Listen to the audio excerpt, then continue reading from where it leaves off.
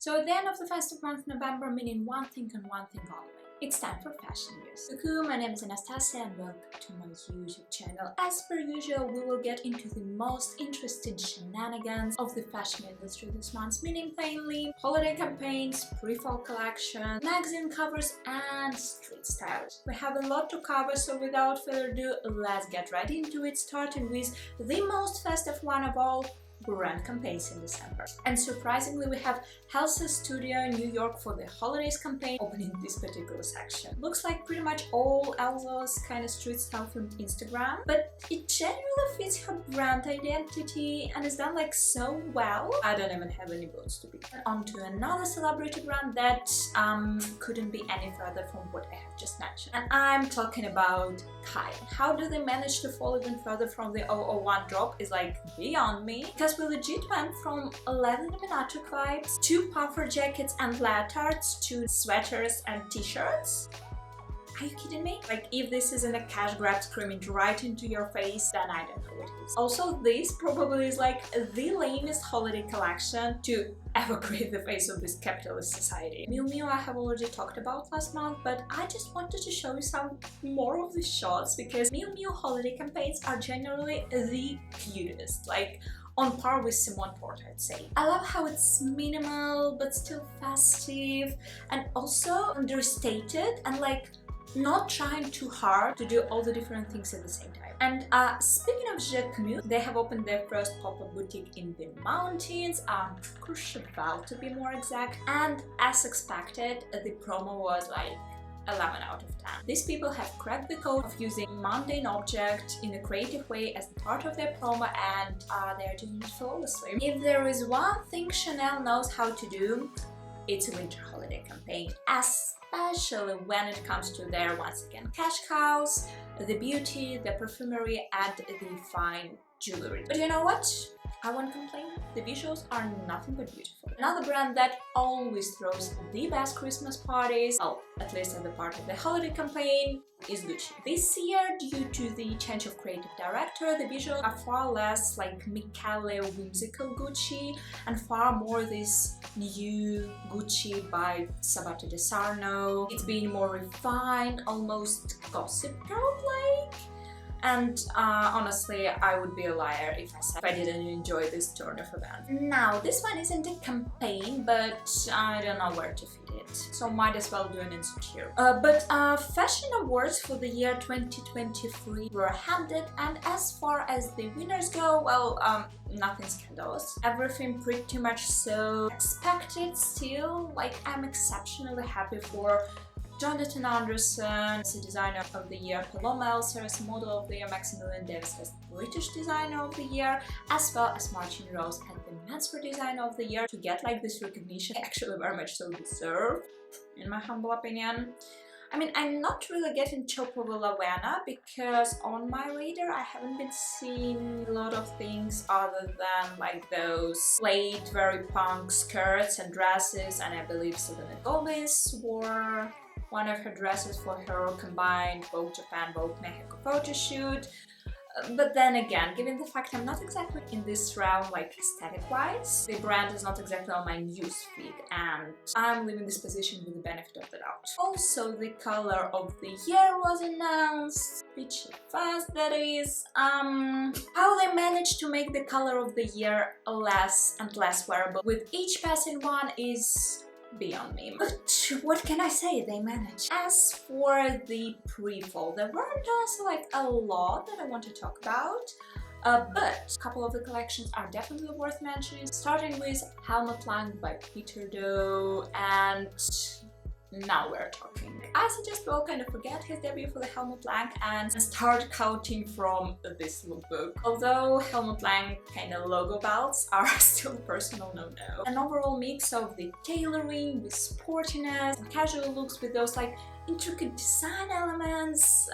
This is what I love to see here. Next one is Surprise Surprise Dior by Maria Grazia. For the life of me, I can't understand how they managed to make their lookbook so well and their shows. Well, you remember the last one as well as I do. I mean, I still have beef with some styling choices, shoes part being the biggest of them all, and I mean garments as a whole, but the atmosphere kind of compensates for it. Then again, taking Marlene Dietrich for their inspo is almost foolproof. Bottega Veneta Pre-Fall 2024 paparazzi campaign is one of the most genius, in my humble opinion, because we have been unconsciously digesting it for the past couple of months. Like, remember those numerous street style shots of Kendall Jenner and A$AP Rocky? Yeah, that's their lookbook. And this last one is kind of a sore note, but I mean, it was memorable, although not really in a good way. And I'm talking Balenciaga Pre-Fall 2024 show by Gamanam. I mean, guys are going through with their like no nonsense, only celebs kind of strategy and bringing big, as in real big guns for it. And not only have they started the day of the show with an unseen Nicole Kidman as their new ambassador, but like, look at the runway. And then look off the runway too, because what do you see? Celebs. And not just any celebrities, but like media personas through and through. And as for the show itself, there is legit one thing that feels new, well, you know, adapted from Cristobal Designs, but still new. That is the last dress, bridal dress of the collection, which resembles this kind of cocoon and which I'm totally obsessed with. The list of the show though, well, let's break it into the parts and find out why exactly there is nothing to be happy about, shall we? Well, starting with the athleisure gear that could have been done by anyone, from Nike to Alo Yoga, and Balenciaga isn't even famous for their sport gear, so why does it deserve like a whole separate section of the show? Unless, once again, it's something they're planning to become more profusely known for, but this remains unknown for now. Next, we have a section of kind of Y2K, Paris Hilton, Malibu Barbie tracksuits and two-piece sets, which, like, while fun and make sense, like location-wise, are not as on point as they would be, well, 2 years ago. But I mean, the main selling point here, from my understanding, are the boots, so we'll let it pass as a semi-success section. Then we have a small, like, typical Demna section with his weird eclectic styling, like loads of layers, ugly chic, all the jazz. While is a part of designer's DNA, hasn't been exactly updated and isn't interesting enough from either styling or construction point to still be interesting after 5 years. To draw an example, case in point that does exactly that is Iris Van Herpen. Then we have this gimmicky part where Balenciaga is playing Moschino, original Franco Moschino that is, game of mocking fashion industry and like other brands. Obviously we see Chanel, then Lace is giving kind of like one Smith, who is still a young NYC brand, so no idea why they would be mocked, or, you know, maybe it's like a reference to Vetements, because, you know, oversized suits totally are. And for the grand finale, there is an evening wear section, which admittedly is one of the nicest to look at, and yet, like, we have seen it all before. Slightly different color that may be, but it's all as well. Moving on to the cover story, starting with the Times and their Person of the Year choice, as she should be. Like, we will skip the numbers of her being bestseller everything, because that's what the article is generally about, which, by the way, I will leave the link to the article in the description below in case you're interested. But on the marketing front, this year she's creating media buzz second to only Kardashian-Jenners, while still staying, well, semi but private and not having her whole life on display, which is quite a feat, to be honest. Moving on to Marie Claire, and I'm not normally a Marie Claire kind of photo shoot fan. This one yet again is a case in point, but the looks, ladies and gentlemen, we are here for the looks. So, because while everything else is translating as the most cliche, but, you know, not cliche enough for it to be meta-irony, I'm being pretty, I'm being weird, but still pretty, etc. kind of visual language is not, you know, it's neither is new nor is interesting. The looks though are talking it, girl. We have everything from Jacquemus Le Chouchou to Bottega, Alexandra McQueen, and of course Miu Miu. The last but not the least here are the street style girlies, starting with Dua Lipa and her strike of outfits in Tokyo.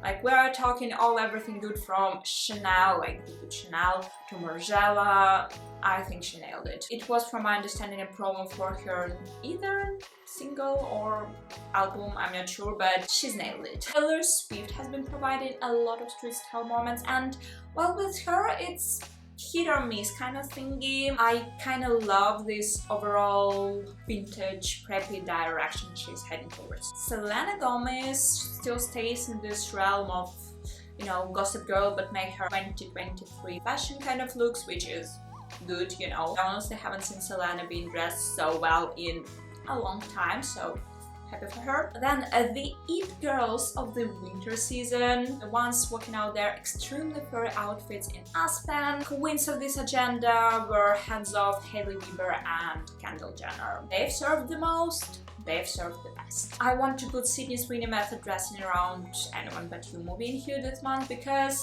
you know, it genuinely made me want to go to the cinema and watch this goddamn movie. Although I'm not even a rom-com kind of girly, but still, I guess I'll do it, like, as soon as it's out in Serbia. And last but not the least, Bella Hadid came back for the streets and went right for it. Right now, I would probably describe her style as a mix of something she wore 3 years ago and something we have seen from her previously. It's still very much so Y2K, but you know, more refined with the dots of 90s coming through, which, as you know, I'm all for here. And that, ladies and gentlemen, is gonna be it for this video. If you like it, you can subscribe to this channel or something. Also leave me a like, check out my other social media if you like the vibes, and I'll see you in the next one. So bye bye!